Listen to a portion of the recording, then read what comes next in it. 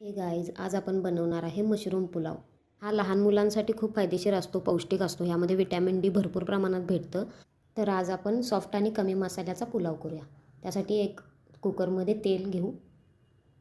तेलामध्ये एक मीडियम साईजचा कांदा भाजून घेऊया. आता हा कांदा भाजून झालेला आहे. त्यामध्ये एक बटाटा, तोही भाजून घेऊया. 1-2 मिरच्या आणि त्यामध्ये धुवून बारीक चिरलेला मशरूम, ते सगळं आपण भाजून घेऊया तेलात छान असं. त्यानंतर त्यामध्ये तळलेला काजू आहे. तळलेला काजू स्किप केला तरी चालेल, तोही पौष्टिक असतो म्हणून घालायचा. त्यामध्ये तांदूळ धुवून घेतले. तांदूळ कोणतंही वापरताना आधी धुवून घ्यायचं, डायरेक्ट वापरायचं नाही. तांदूळ आपण छान असं तेलात भाजून घेऊयात.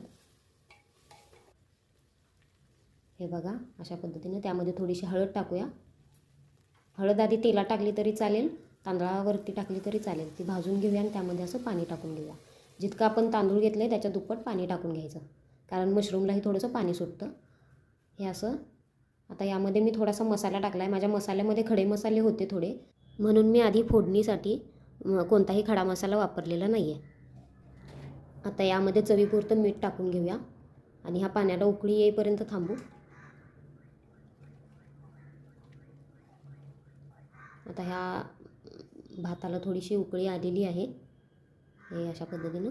आणि त्याला आपण आता टोपण लावून घेऊया कुकरला, आणि हा भात 3 शिट्ट्यांमध्ये शिजून जाईल. मशरूमही लगेच शिजतं.